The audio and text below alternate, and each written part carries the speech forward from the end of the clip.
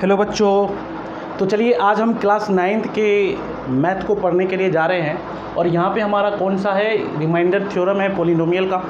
तो सबसे पहले तो मैं बात कर रहा हूँ रिमाइंडर थ्योरम में कि हम लोग बचपन में इससे रिलेटेड कुछ टर्म को पढ़ के आए हुए।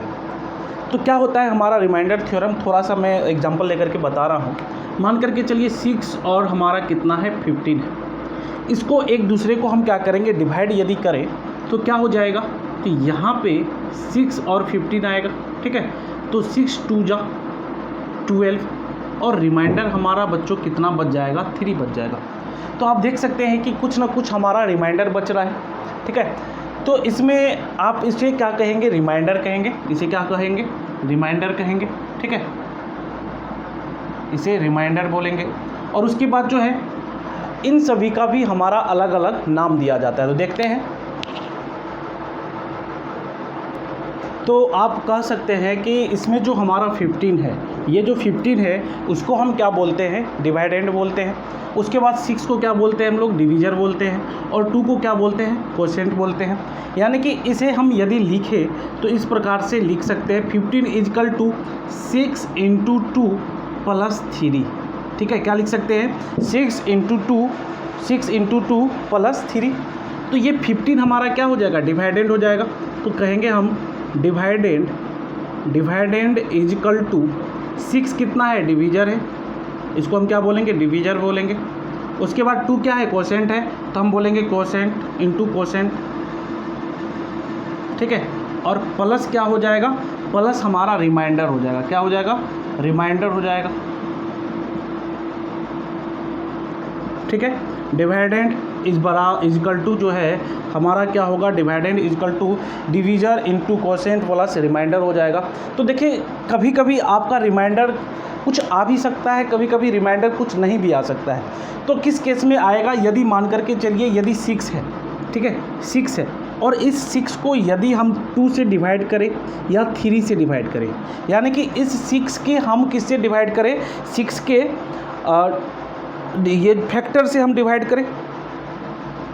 6 का फैक्टर से यदि हम डिवाइड करेंगे तो हमारा रिमाइंडर कितना हो जाएगा, तो हमारा रिमाइंडर जो है 0 हो जाएगा। 6 के फैक्टर से यदि हम क्या करेंगे, डिवाइड करेंगे तो रिमाइंडर 0 हो जाएगा। या किसी भी नंबर के ठीक है, किसी भी नंबर के एनी नंबर्स फैक्टर, मतलब किसी भी नंबर के फैक्टर से, मान के चलो यदि 48 है तो 48 का फैक्टर क्या है, 2 है, 24 है, उसके बाद 12 है, 4 है। इन सभी नंबर से यदि हम इसमें डिवाइड करेंगे तो हमारा रिमाइंडर कितना बचेगा, 0 बच जाएगा। यानी कि ये पूरा कैंसिल आउट हो जाएगा। ठीक है, कि पूरा कैंसिल आउट हो जाएगा। तो ये तो बेसिक बात हो गई, ये एकदम से छोटी सी बात हो गई। हमें किस चीज़ की मतलब हमें किस चीज़ की जानकारी चाहिए, हमें तो पॉलिनोमियल में चाहिए। तो पॉलिनोमियल में ये हमारा रिमाइंडर थ्योरम क्या होता है। तो चलते हैं देखते हैं पॉलिनोमियल में रिमाइंडर थ्योरम क्या होता है, अच्छे से समझने की कोशिश करते हैं। तो अब हम बात करते हैं डिग्री ऑफ ए पॉलिनोमियल। देखिए जब हम क्या करेंगे, किसी पॉलिनोमियल को पॉलिनोमियल से डिवाइड करें, पॉलिनोमियल से डिवाइड करें तो वे हमारा पॉलिनोमियल हो सकता है। और पॉलिनोमियल से पॉलिनोमियल को जब हम डिवाइड करेंगे तो पॉलिनोमियल नहीं भी हो सकता है। तो किस केस में हमारा पॉलिनोमियल होगा और किस केस में पॉलिनोमियल नहीं होगा, इस चीज़ को देखते हैं। तो देखिए degree of polynomial in nominator किसे कहते हैं, और डिनोमिनेटर यानी कि ऊपर वाले को नोमिनेटर कहते हैं और नीचे वाले को क्या कहते हैं, डिनोमिनेटर कहते हैं। तो कह रहा है कि degree of a polynomial in nominator, degree of a polynomial in nominator is greater than equal two degree of a polynomial in denominator. यानी कि जब हमारा डिग्री जो है, इसकी डिग्री यानी कि नोमिनेटर की डिग्री और डिनोमिनेटर की डिग्री, ये वाला नोमिनेटर का डिग्री हमारा जब बड़ा होगा तब वे हमारा क्या होगा, एक जैसे मान करके चलिए नोमिनेटर में मान के चलो आप 2x³ हम लेते हैं और डिनोमिनेटर में हम यदि x ले लें, क्या ले लें, x ले लें। तो यहाँ पे हमारा जब हम इसे सॉल्व करेंगे या डिवाइड करेंगे तो क्या निकल करके आ जाएगा, 2x² आ जाएगा। क्या आ जाएगा, 2x² आ जाएगा। तो ये भी हमारा एक प्रकार से पॉलिनोमियल मिल रहा है। क्या मिल रहा है, पॉलिनोमियल मिल रहा है। ठीक है, तो जब हम क्या करेंगे, पोलिनोमियल का जो नोमिनेटर होगा वे उसका डिग्री यदि ज़्यादा होगा डिनोमिनेटर के पोलिनोमियल से, तो वे हमारा क्या हो जाएगा, एक पोलिनोमियल मिलेगा। अब बात करते हैं हम डिग्री ऑफ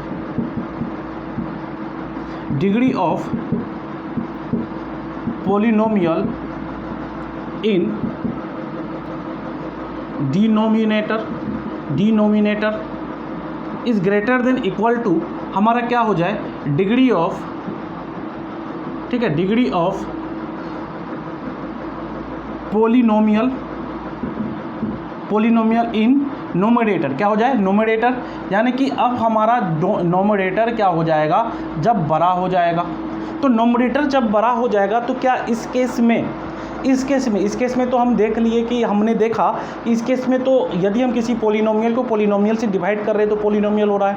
यदि हमारा डिग्री ऑफ पोलिनोमियल जो है डिनोमिनेटर का जो है पोलिनोमियल का डिग्री यदि ज़्यादा हो जाए, तो देखो इसी चीज़ को करेंगे, यदि x/2x³ करें तो इस केस में हमारा क्या हो जाएगा, ये कैंसिल हो जाएगा, 1/2x होगा, 1/2x² होगा। और इसको जब हम सिंपल वे में लिखें तो 2x का पावर -2 होगा। और पोलिनोमियल में बच्चों मैंने बताया था कि x का पावर कभी भी निगेटिव नहीं होना चाहिए, x का पावर कभी भी निगेटिव नहीं होना चाहिए। तो इस केस में हमारा पोलिनोमियल नहीं हो पाएगा और इस केस में पोलिनोमियल हो पाएगा, ठीक है। पोलिनोमियल होने के लिए हमेशा नोमिनेटर क्या होना चाहिए, बड़ा होना चाहिए, नोमिनेटर की डिग्री बड़ा होना चाहिए। और पोलिनोमियल होने के लिए डिनोमिनेटर की डिग्री छोटी ये बड़ी यदि हो जाती है तो वे पोलिनोमियल नहीं होगा। यानी कि यदि हम किसी पोलिनोमियल को दूसरे पोलिनोमियल से डिवाइड कर रहे हैं तो ऊपर वाला पोलिनोमियल का डिग्री हमेशा ज़्यादा होना चाहिए, नीचे वाले का हमेशा कम होना चाहिए। अब देखो एक बात, यहाँ पर तो हमने ये लिख लिया। अब हम बात करते हैं 2x³ + 3/x² की। तो क्या ये हमारा पोलिनोमियल होगा, ये हमारा क्या पोलिनोमियल होगा? तो सोचने वाली बात है।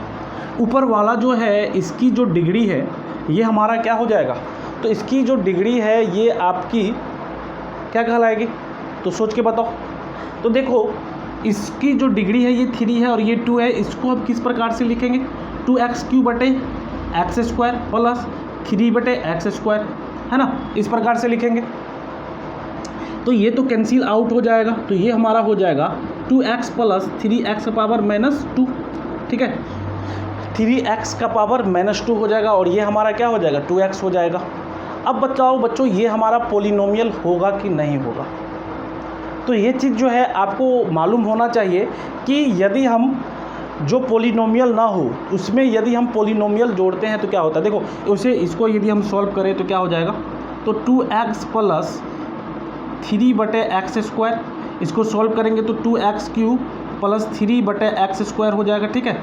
तो ये हमारा पोलिनोमियल नहीं हो पाएगा। किसके कारण नहीं हो पाएगा, तो इसके कारण ये पोलिनोमियल हमारा नहीं हो पाएगा, ठीक है। क्यों नहीं हो पाएगा पोलिनोमियल हमारा?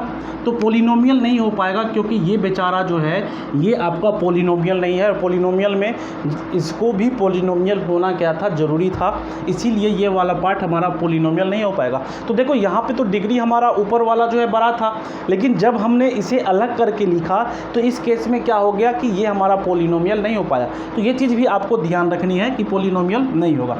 अब देखो तीसरी बात, यदि आपका 5/x² है, 5/x² को इसे हम क्या लिखेंगे, 5x⁻²। तो बच्चों ये 5x का पावर -2 ये भी हमारा जो है पोलिनोमियल नहीं हो पाएगा, ठीक है, ये भी हमारा पोलिनोमियल नहीं होगा। तो आपको थोड़ी बहुत ये समझ में ज़रूर आ गई होगी कि पोलिनोमियल होने के लिए क्या होना चाहिए, पोलिनोमियल होने के लिए क्या होना चाहिए, ठीक है।